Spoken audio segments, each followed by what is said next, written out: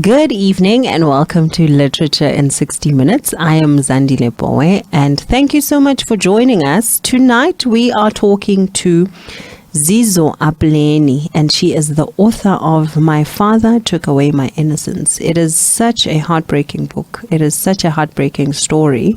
She is the victim of incest, and she unpacks with us how she got to discover what happened to her, how her father abused her over an extended period during her very early ages. And I'm looking forward to that interview because I'm also wanting to talk about a subject that is not often discussed in our society. Incest is a very real reality in the lives of many children, and they are not just statistics. They are not just nameless faces that people can just talk about. This is the number of people who have been abused, but they are individuals and people with hopes and dreams and aspirations, and the amount of difficulty that they have to endure and go through just to become the people that they are destined to be.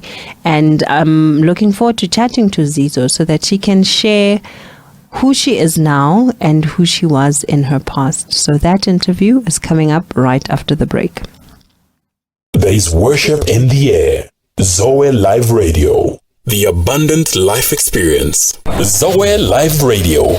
The Abundant Life Experience. Welcome back. And like I said, we are talking to Zizo Apleni, and she is the author of My Father Took Away My Innocence. And today she is just going to be unpacking her book with us. And it's a very emotional subject because it talks about the violation that she suffered under her father. And I am so glad to have you on the show today, Zizo. Thank you and welcome.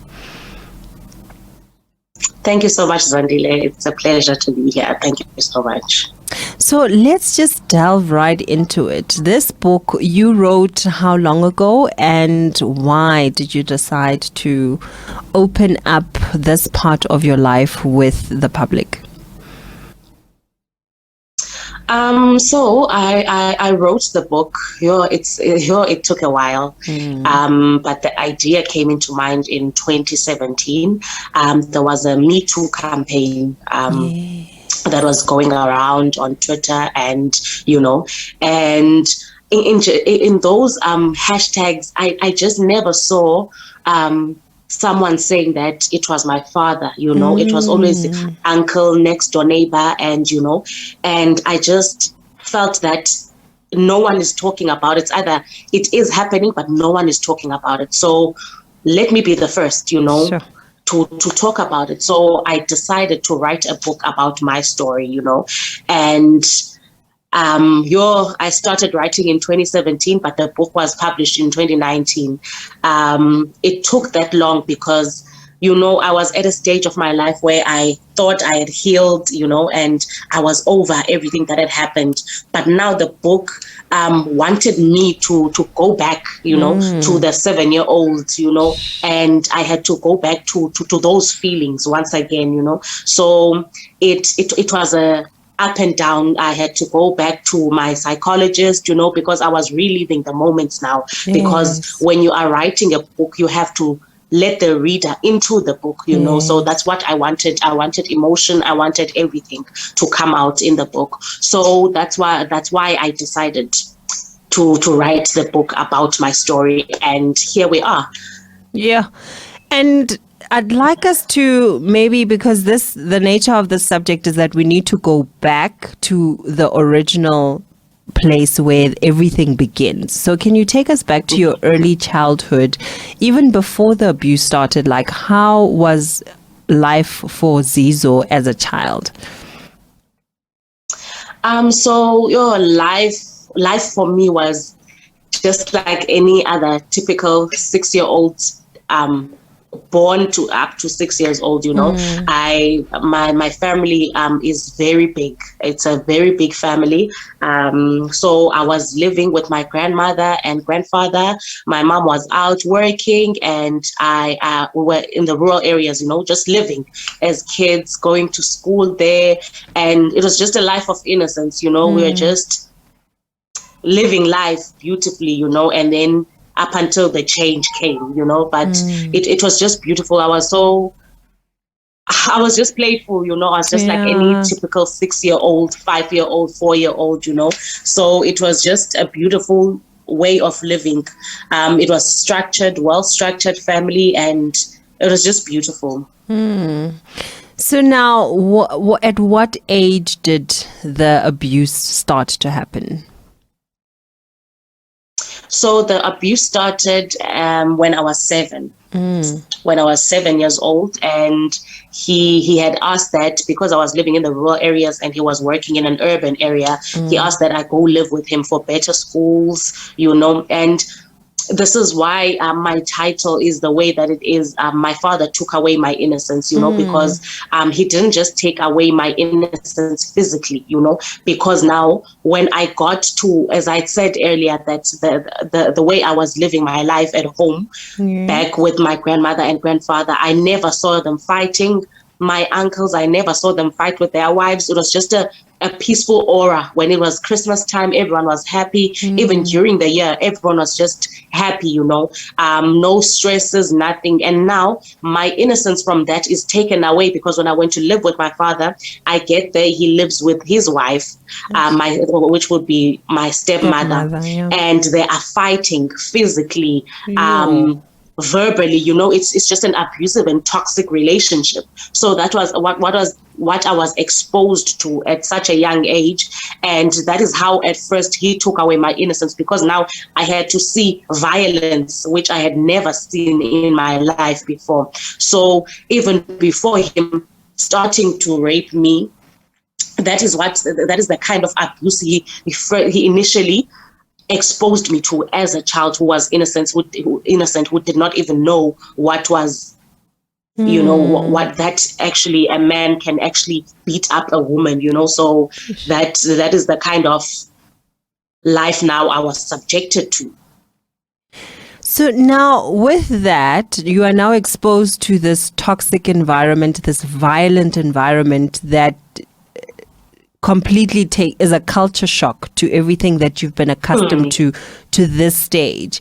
Now the grooming begins. How did that start? So the grooming begins by just how things happen around the house. When he is there, I always feel safe.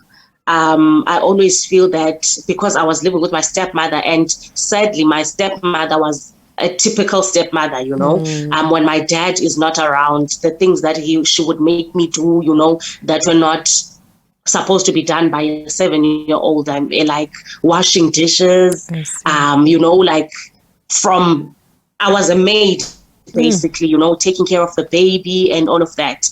But when my father is around, I became my father's daughter. I was safe. I was, I was his baby, when he was around. So that is the grooming that happened into making me believe that this is my savior, and with him, nothing can go wrong. Sure. So it started out as the innocent fatherly act of being your protector, of being somebody who is nurturing and loving towards you. How did it then start to develop sexually? How did he, then start to advance and move away from it being innocent and nurturing to it now being exploitative and abusive? Yeah, so it started a day that they had a huge fight, and they fought, and my mother and my stepmother just took her things and she left. I reckon she went probably to her family house or whatever. But it was that night that she had left that he raped me. I don't know. I can't explain why did he decide to do that. But that was when it happened. And after it happened, I was confused, yes. But in my mind, I thought, okay, this is something that is supposed to be happening. And whenever it happened, the following day we would go buy clothes and then he would come back. You know, life continues. And then my stepmother came back. But whenever she was away, you know, we would be together now because I couldn't live with her, or I couldn't leave with her. So we would be together and he would sexually assault me, and then life continued. Clothes, you know, I was that child who had new things every now and then because it was now a manipulative stunt from him, that when he does something, he would go buy me something in return. Yeah. So now you speak of getting rid of the evidence. That's the title of one of your chapters. So what type of, because for me, it seems like it was a cover up. He was trying to compensate for his injustices and the wrong that he's doing to you by buying you material things. Because as a child, to you, that'll register as my daddy loves me and he buys me all these nice and good things. So he used it as a cover up. What other ways did he try and get rid of the evidence, as you put it? So it was always after he would wash me himself, first of all. Like when he was done with the act, he would wash me, just thoroughly washing me so that no one would be able to see, you know, and I wouldn't be allowed to go and play. I would be indoors and, you know, just him taking extra care of me. So I wasn't allowed to go and play, and he used to wash me himself. So that's how he covered it up, the act. So this started when you were 7 and it carried on until you were how old? Until I was 13. Until you were 13. So you say that there were signs of things wrong. So what were those signs of you as a child starting to identify and recognize that this thing is wrong? All right. So until I was 13, I never knew that it was wrong. That chapter is just based on how my mother saw things, you know, because she would come and visit me and she would see that, no, man, my child is actually thin and she doesn't look happy, you know, but I couldn't say, well, okay, this is what's happening. I thought she already knew, you know. So I never knew that what was happening was wrong. And I felt that my friends aren't discussing it at school, so I also shouldn't be discussing it with anyone because they are also going through the same thing, but they are not talking about it. So that's how my mind, up until I was 13, that it came out that, okay, no, something here was wrong. So, sure. So now you only at 13 realize that this is wrong. How did you find out or come to identify this as being wrong? How did that I got pregnant. I got pregnant at 13. He impregnated me, and remember, okay, I was 13 in 2007. No one knew anything about pregnancy. I also didn't know what pregnancy was. So I'm pregnant, and now I had moved to boarding school. So I stayed there in 2001. I was 7, and my mom decided, because she was not happy about how I looked, she took me and I lived with her. But whenever I went on weekends to visit him, he would do it if he had a chance. And then from 2003 until 2007, I lived at a boarding school. So I've been living at boarding school. And then, so now in 2007, it was my last year at the school, at the primary school. And we had a farewell, well, that's what we call it this side. And I had to go. He was going to buy me the clothes for the occasion. So that's when he raped me, Kanti. He had impregnated me then. And now it had come out. I'm pregnant now. And how did I get pregnant? You know, I had to explain that, how I got pregnant. And it was a shock for me. I was like, what is pregnancy? What does that even mean? I do not understand what pregnancy was. How does a person get pregnant? So adults had to explain to me how a person gets pregnant, how it happens. And that's how I got to realize just the extent of how bad what was happening to me was, you know. So that's how it came out. And what was the reaction from those who you were first to tell about what has happened to you? They were shocked, obviously, they were shocked. They couldn't believe it, and it was just worse when I told them that, no, guys, I'm not talking about something from last month. I'm talking about something from 2001. This has been going on for years, but now I thought it was okay, I thought it was okay. So that is what my family had to deal with at first. So, and now there was just no evidence. The evidence that there was the fetus and me and my word against his, And when I went to the police, he was arrested. He denied it. And the law decided that the only evidence between this is the fetus, So I had to go through those things, as a baby, as a teenager, So my life was just lost, Yeah. So now your mother finds out, and is it your maternal side of the family that found out first? Yeah. It's them. So now how did, obviously your mom and dad's relationship is strained because they separated, I would imagine. So now how did your mom react in how she engages with your dad? My mom was angry, but I don't want to lie. Up until this day, I can tell you that she was the most calm person. Sure. In as much as we talk about it now, how she felt at that time, the anger, but she was so calm because she took it upon herself to make sure that justice is served and everything goes according to the way it's supposed to go, So I am not, I would never say that she was out there, causing rackets and fighting and all of that, but she was just, I don't know how they interacted, both of them, when they called each other or what. I don't know how it happened, but I know that I never saw my mom angry about it. We just talk about it and I was like, I was so angry. And, just when we are talking about just casually, but at that time she was like, listen, Danam, I believe you and this is what we are going to do. This is not your fault. I am going to deal with it as a mother myself. And we took it from there. So now you are pregnant with your father's child. You processing that because now you are also understanding that you've been abused and you are a victim of incest. So how emotionally, how did you get through that stage of your life? Emotionally it was hectic because now all of this is coming out I'm 13 years old. I am just a teenager, and adolescence is kicking in, I am starting high school and, boys are starting to notice me and I don't trust.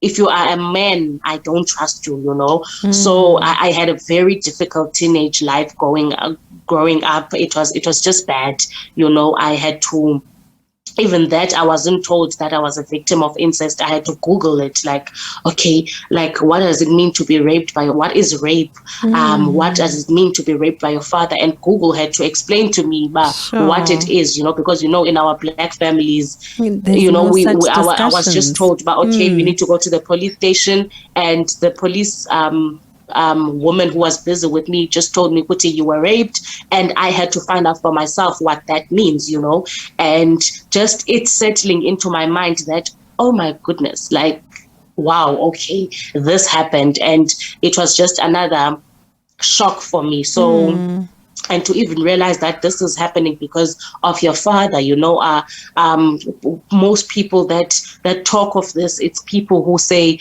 it was a neighbor, it was an uncle, but to me it was my father, So that became that hit me very hard. So emotionally, I was depressed. I was all sorts, So it was hard. It was hard coming to terms with it. And now, did you have to go through any sort of structured counseling, social worker visits? How did you get the help that you needed to, deal with your emotions? Because I'm so shocked by hearing that you saying you had to Google stuff. So was there no sort of people available to you that you can unpack your feelings, unpack what has happened to you, and discuss it in an environment that is non-threatening?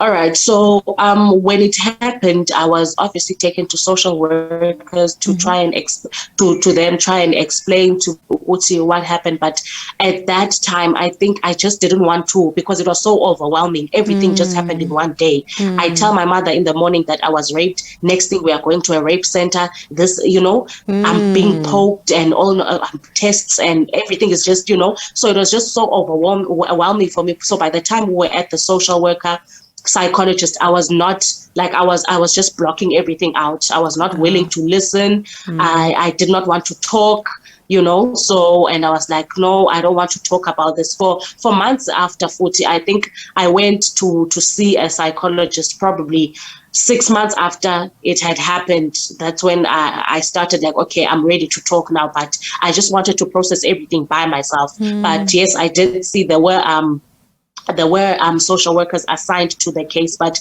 it's just that at that time I was not willing to listen to anyone, because I felt that I needed to let it sink in myself, because they were taking it as adults. I don't know, I can't explain it, but I just I was not willing to talk about it. So I found out myself what was happening to my body.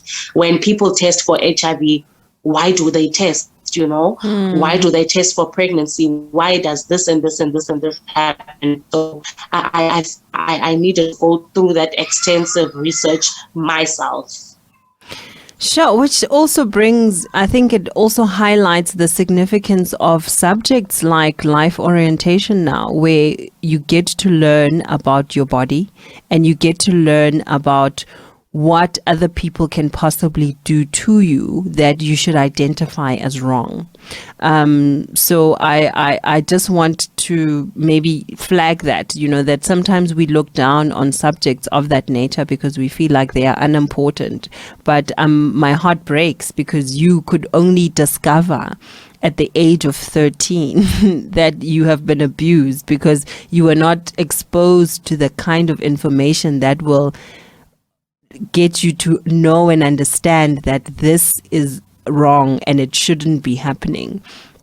But now, in terms of you moving on from you finding out and starting therapy, how did the seeing a psychologist help you?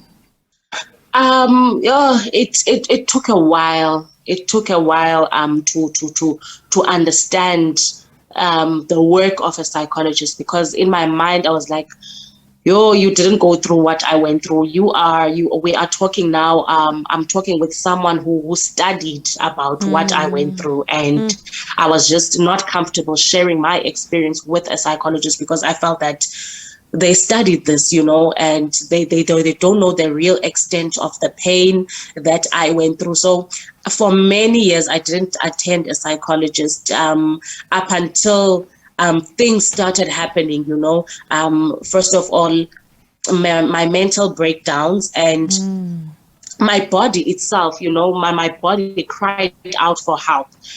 There was a stage in my life where I was on my periods for a whole year, and the psychologist explained to me that this is because this is what's happening, because you are going through a lot, you are depressed, and so I needed to go into medication, and it helped me. That's when I started seeing psychiatrists too, and that's when I knew now that this is how I'm supposed to take my healing journey. And that's how it all began when I was old enough. Well, I think I was 25 when I started seeing a psychologist. When I was writing a book about the story, that's when I started seeing a psychologist, and I didn't miss my dates, and my head was just clear. I was just unpacking everything, because now with the book, it was also a therapy of some sort, because I needed to talk about it too.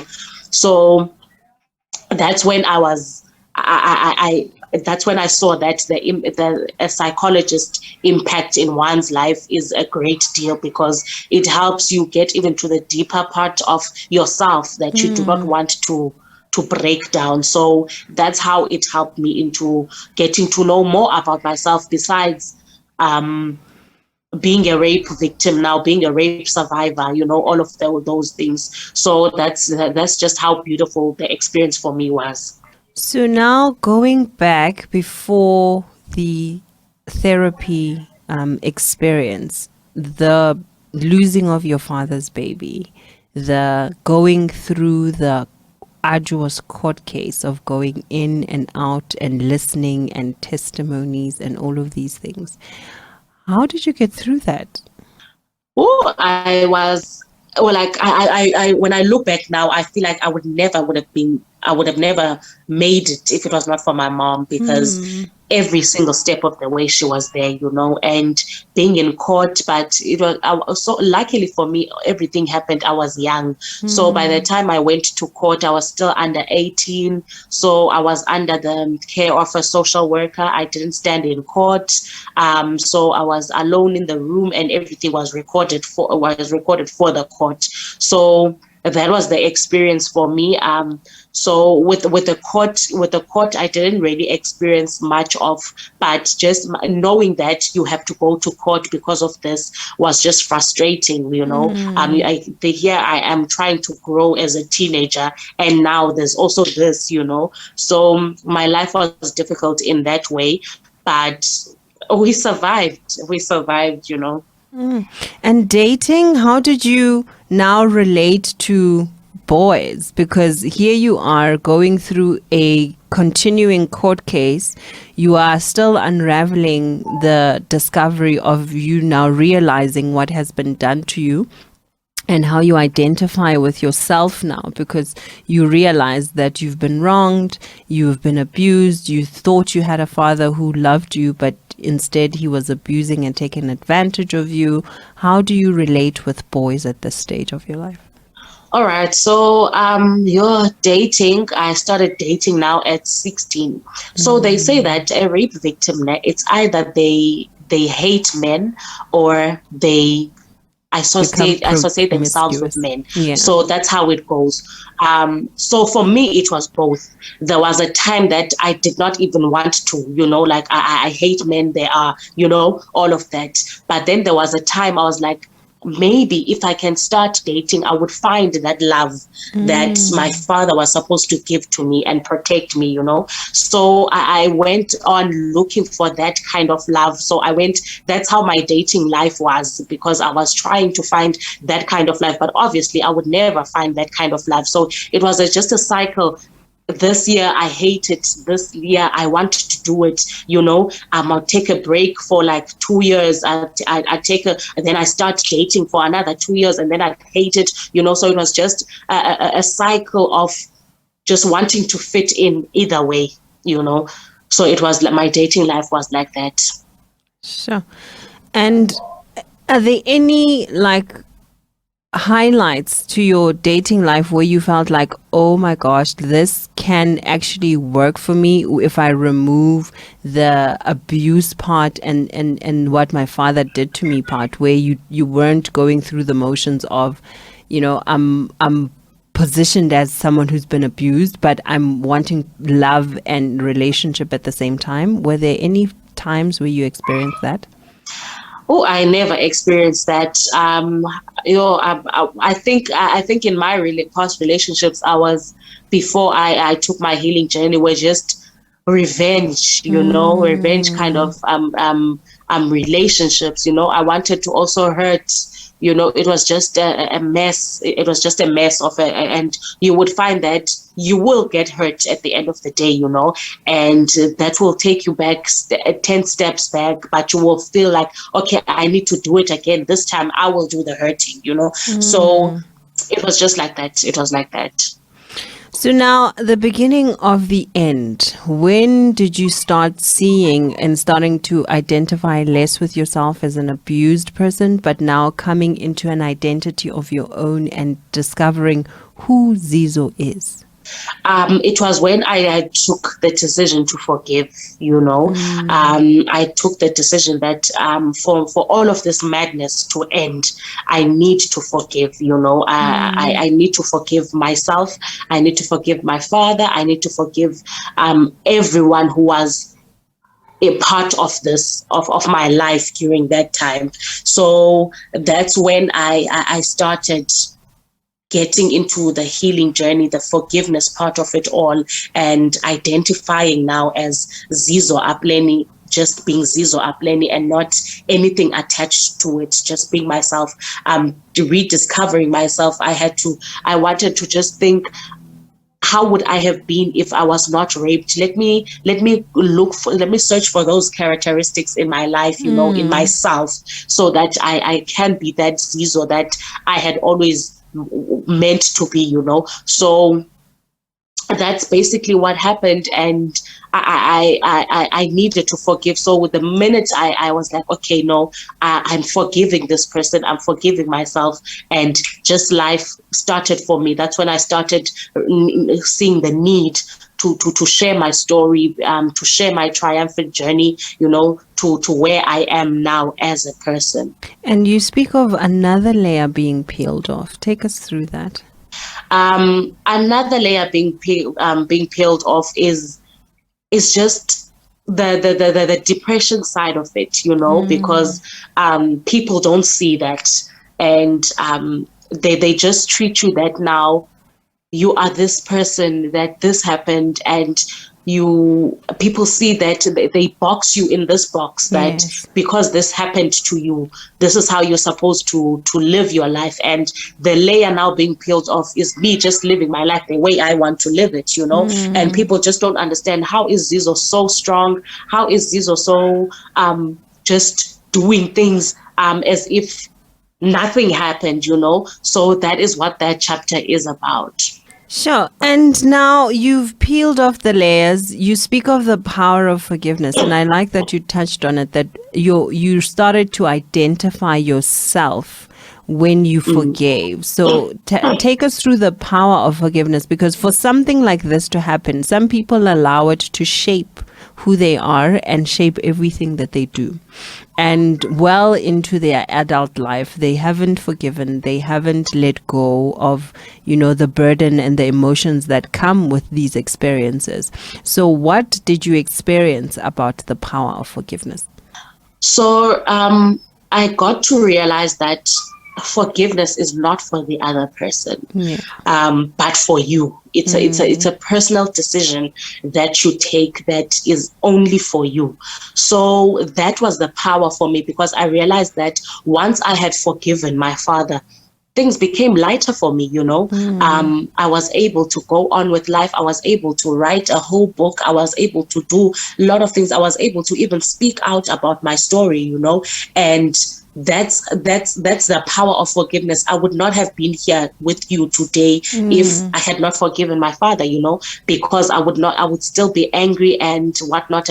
There's just so many things I would not have been able to do that I am doing today if I had not forgiven my father.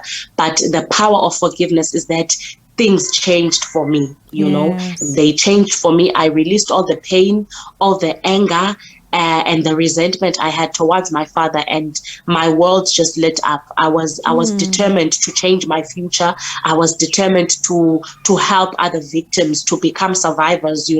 I was determined to become a beacon of hope for other rape victims who are like, I can't do this. And I was determined to tell you that, listen, I've been through even worse than maybe you have been through, but look at me today. Like, I am able to stand and say that it really, what doesn't kill you really does make you stronger, It makes you become a different kind of person. You look at yourself, you are proud of yourself, and like, wow, Zizo, even if today it can be the worst day, but listen, you've been through hell and back, and I am proud of you, So that is the power of forgiveness. It takes out another character of yourself and just puts it out there for the world to see.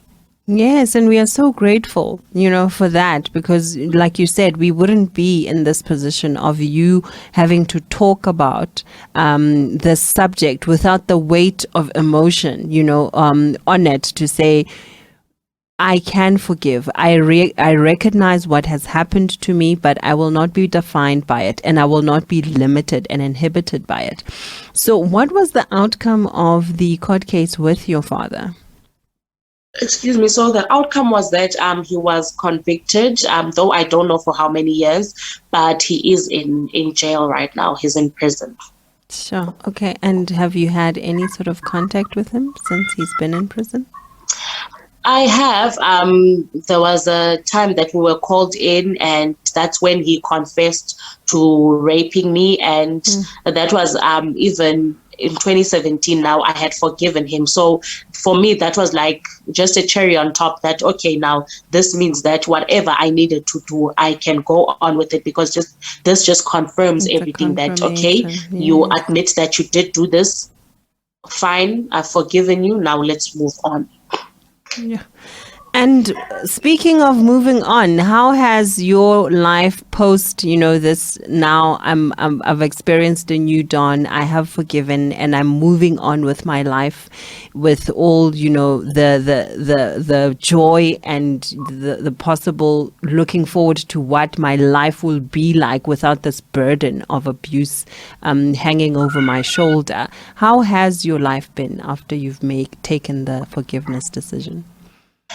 My life has taken like a 360-degree turn, because I needed the journey that I took now of sharing my story, needed me to come out of my shell, to be speaking, to stop being shy, and to welcome people into my life. I'm an introvert. I'm 100% introvert, but now I needed to, to come out to people, be able to give hugs more, because that's what I needed as a victim myself. I needed a Zizo at that time who was going to be able to say, listen, you will get through this. So my life changed a lot, because even people who have not been through sexual abuse, who have not been raped, come up to me and say, yo, Zizo, I want to be like you. Old women come up to me and are like, Zizo Mdanam, thank you so much. So wow. My life now I am seen by people as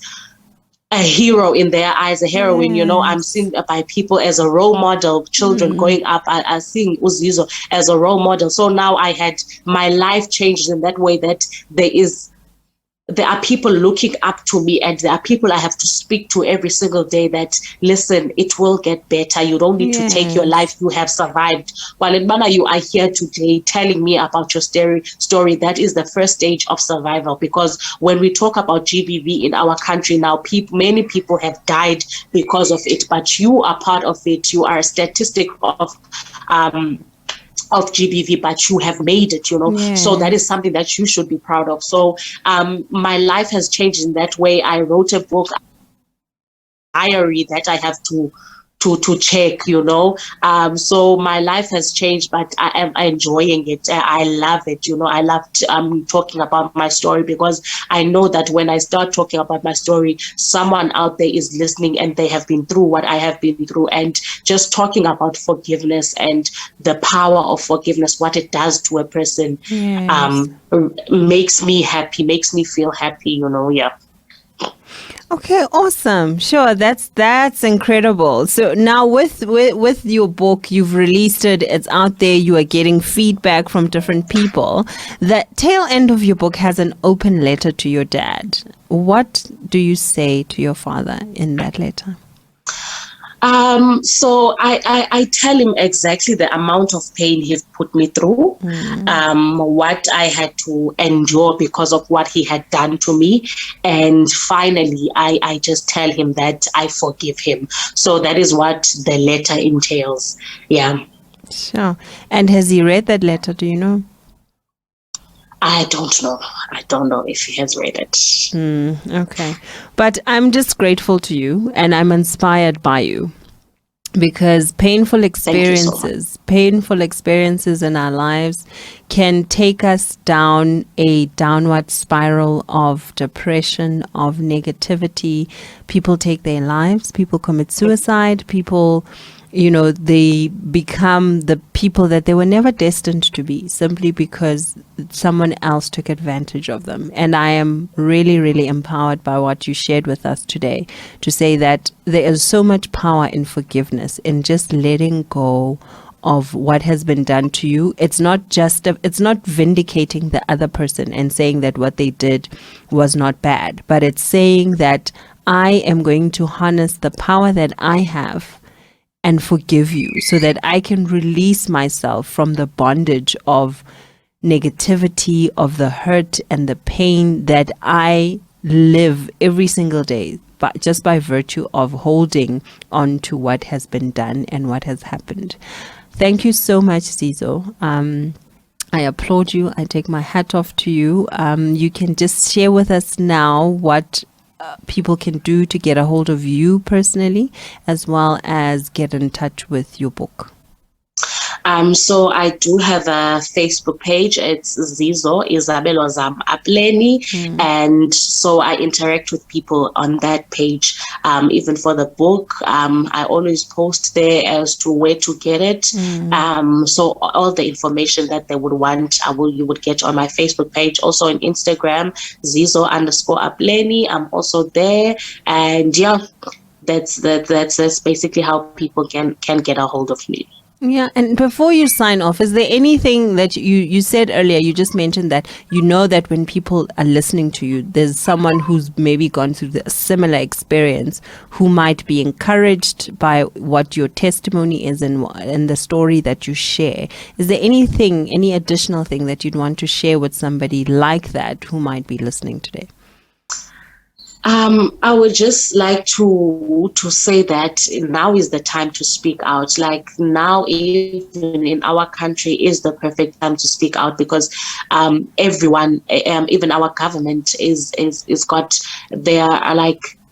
their full support behind GBV. So, and we are here as victims of, as survivors of GBV to help. So help is near now, like it's at the door, you don't have to go around looking for it. So really speaking out, and when you start to speak out, you start your healing journey, and there is help. We can be able to help you as volunteers, So speak out, and you do not need to take your life, because you can do it, you can do it. Now, it took me almost 10, 15 years to get to where I am today. And I am here, I'm alive, and I just decided to start my life all over again. And it happens. There's a woman that I follow, Miss Baba Lwambuku, and she always says that and it means that you can start all over again. So it's all in our power that you start all over, you just forget. It's not easy to forget, but you just let go of the past, because that is what holds our dreams and everything like that. So just forgive and move on. We will never forget. No one ever forgets what happened to them, but we are able to live with that. You can live with the pain of knowing that you are a victim of GBV, but strive to become a survivor. It happens. It can happen. Well, on that note, thank you so much yet again, Zizo, for sharing your story, for opening up and allowing other people to get a glance and a glimpse into what you have been through, but most importantly, who you are now, despite of it. Next up, we are going to be closing out. Thank you so much for tuning in. We'll catch you just after the break. Zoe Live Radio, the abundant life experience. You cannot get God's people out of God's hand. Praising without ceasing, 24/7. Zoe Live Radio, the abundant life experience. Welcome back. That was such a heavy story, heavy interview, heavy just experience that none of us wanted to find ourselves in Zizo's position. But unfortunately for those who have, there is hope. There is a new dawn that you can experience. There is a change that you can choose for yourself, and not choose to be identified by your circumstances and the things and the situations that you have found or other people have put you in. But you can take your power back, and you can say that my life will be different despite what has happened to me. Thank you so much for tuning in. And for today, our poetic influence or inspiration comes from Lebogang Mashile. She's one of my all-time favorite poets.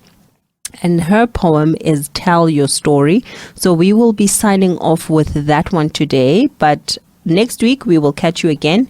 And until then, God bless you and have a fruitful week.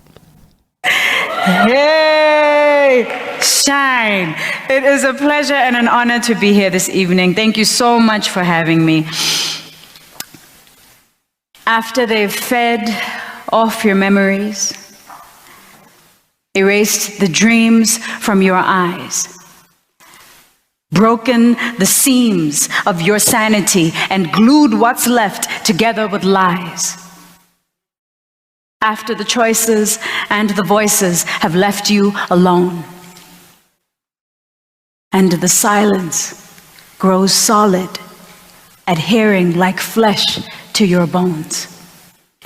They've always known your spirit's home lay in your gentle sway to light and substance, but jaded mirrors and false prophets have a way of removing you from yourself.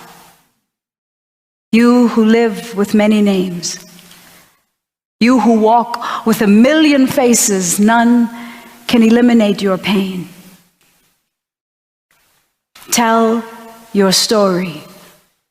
Let it nourish you, sustain you, and claim you. Tell your story. Let it feed you, heal you, and release you. Tell your story. Let it twist and remix your shattered heart.